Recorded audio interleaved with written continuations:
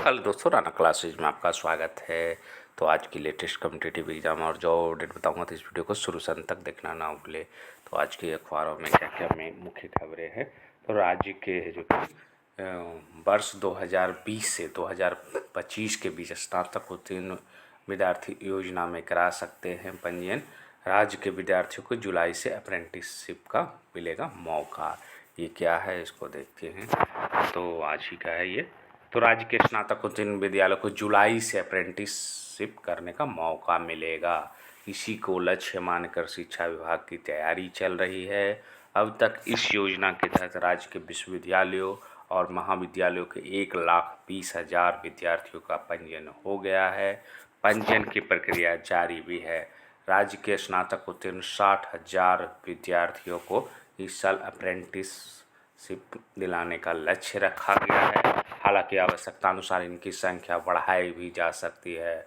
भारत सरकार की इस योजना के अंतर्गत अप्रेंटिसशिप के दौरान चयनित विद्यार्थियों को न्यूनतम कितना मिलेगा? 9,000 रुपये प्रोत्साहन राशि भी मिलेगी। मतलब क्या है? और यह प्रशिक्षण 12 महीनों का होगा। मतलब कितना मिलेगा? इस दौरान चयनित 9,000 रुपया प्रोत्साहन राशि भी दिया जाएगा।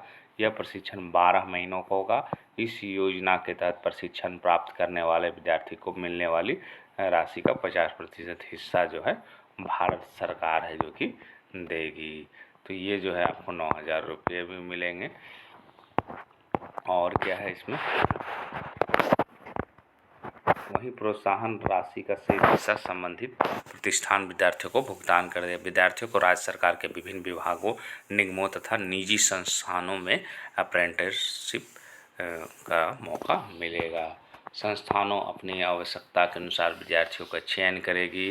जिन विद्यार्थियों का पोर्टल पर पंजीयन हुआ है उन्हीं में से चयन किया जाएगा। इनमें तीनों संकाय कला, विज्ञान और वाणिज्य के स्नातक उत्तीर्ण विद्यार्थियों को मौका मिलेगा जो वर्ष 2020 से 25 के बीच स्नातक उत्तीर्ण विद्यार्थी इस योजना में पंजीयन करा सकते हैं। प्रशिक्षण के बाद व्यक्तियों की दक्षता प्रमाण पत्र भी दिया जाएगा। और ये जो है इसका उद्देश्य क्या है? अपनी जो मुख्य उद्देश्य है व्यवहारिक और तकनीकी जानकारी, ताकि इस प्रशिक्षण के बाद बेहतर है जो कि रोजगार मिल सके। राष्ट्रीय शिक्षा नीति के तहत विद्यार्थियों को मिलेगा मौका। विभाग के पदाधिकारी बताते हैं कि इस योजना के माध्यम से सरकारी और निजी संस्थानों में विद्यार्थियों को विभिन्न कौशल के आधार पर अप्रेंटिसशिप का मौका यह भी तय किया गया है। जिन प्रतिष्ठानों में कम से कम 30 कर्मी कार्यरत, वहीं पर विद्यार्थियों को अप्रेंटिसशिप के लिए भेजा जाएगा, चयनित किया जा सकेगा। राष्ट्रीय शिक्षा नीति के तहत विद्यार्थियों को इसका लाभ दिया जा सकता है। मतलब शिक्षा विभाग से है जो कि ये है जो कि आप है जो कि इसको कर सकते हैं। और 9,000 रुपये भी आपको मिलेगा। उसके बाद आते हैं बीएड की में बढ़ेगी सीटें, कई नए कॉलेजों की मान्यता। तो राज्य के बीएड कॉलेजों में नामांकन के लिए एक बार फिर ललित नारायण मिथिला विश्वविद्यालय को जिम्मेदारी सौंपी गई है। साथ ही इस बार बीएड में सीटों की संख्या बढ़ेगी। कई नए बीएड कॉलेजों को अलग अलग विश्वविद्यालय से समानता दी गई। ऐसी स्थिति में सीटों की संख्या बढ़ाकर 38,000 होने की उम्मीद है। हालांकि अंतिम सूची एलएनएम को पिछली बार है जो कि 37,300 जो कि सीटों पर नामांकन किया। नामांकन के लिए अभी तक कोई सूचना नहीं जारी किया गया है। बीएड कोर्स में नामांकन के लिए प्रवेश परीक्षा का आयोजन किया जाना। प्रवेश परीक्षा के लिए आवेदन की प्रक्रिया तिथि अब तक जारी नहीं हो सकी है। समय पर नामांकन नहीं होने से सत्र विलंब होने का खतरा। पिछली बार अक्टूबर में नामांकन हुआ था। विश्वविद्यालय के सूत्रों से मिली जानकारी के अनुसार अप्रैल से आवेदन की प्रक्रिया शुरू कराई जाएगी। इसके लिए विश्वविद्यालय की ओर से तैयारी की जा रही है। आवेदन के पूर्व सभी विश्वविद्यालयों से सीटों की संख्या प्राप्त की जाएगी। इसी के आधार पर नामांकन के लिए आवेदन की प्रक्रिया शुरू की जाएगी। पिछले साल केंद्रीकृत तरीके से छात्रों की अंतिम सूची तक नामांकन विश्वविद्यालय ने किया था। जिस तरह से बिहार में शिक्षकों की नियुक्ति, इस बार आवेदन की संख्या में और बढ़ोतरी होने की उम्मीद है। प्रवेश परीक्षा कितने अंक की होगी? 120 अंकों की होगी। फिर है इधर सीजीएल का, जैसा कि आप जानते हैं सीजीएल जो कि लगभग 12 वर्ष पहले जो कि झारखंड की आई थी, लेकिन अभी तक दूसरी जो सीजीएल है वो अभी तक कंप्लीट नहीं हुई। क्यों नहीं हुई? क्योंकि परीक्षा परिणाम पर है जो कि हाईकोर्ट ने रोक लगा दिया है। तो सीजीएल 23 की परीक्षा हुई थी, कोर्ट ने ये सब जो है 2025 पदों के लिए ये निकली थी।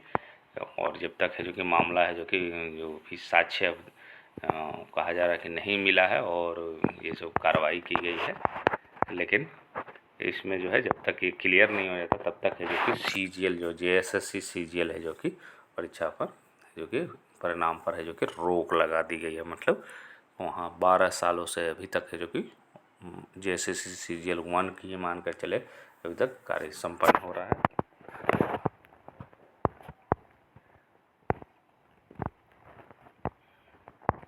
फिर क्या है, अप्रैल में होगी ट्राई शिक्षकों की पोस्टिंग। बिहार लोक सेवा आयोग की तरफ से अनुशंसित 43,000 प्रधान शिक्षकों और तीसरे चरण में चयनित 65,716 विद्यालय अध्यापकों के स्कूलों में नियुक्ति या पदस्थापना कवायद शिक्षा विभाग ने शुरू कर दिया है। प्रारंभिक कवायद सबसे पहले है जो कि चयनित प्रधान शिक्षक, प्रधानाध्यापक और विद्यालय अध्यापकों को जिला, प्रमंडल, प्रखंड आदि आवंटन किया जाना। लिहाजा इस विचार से शिक्षा विभाग ने बुधवार को 5 समितियाँ गठित भी किया था, मैंने उसको दिया भी था। और स्कूल के अंतर जिला तबादलों की प्रक्रिया शुरू हो चुकी है, जिससे रिक्तियां भी सामने आ जाएगी। रिक्तियों की स्थिति साफ होने के बाद विद्यालय अध्यापकों की नियुक्ति रणनीति बनाई जा रही है। विद्यालय को नियुक्ति पत्र बांटे जाने के बाद अप्रैल में की जानी है। इधर तीसरे चरण के विद्यालय अध्यापकों को 2 सप्ताह का आरंभिक आवश्यक प्रशिक्षण दिया जाना। इसके मॉडल पर 27 और 28 मार्च को परिषद उनकी चर्चा होनी है। कमेटी के अध्यक्ष होंगे प्राथमिक शिक्षा निदेशक, जो बनाया गया था कमेटी। तो शिक्षक धन्यवाद।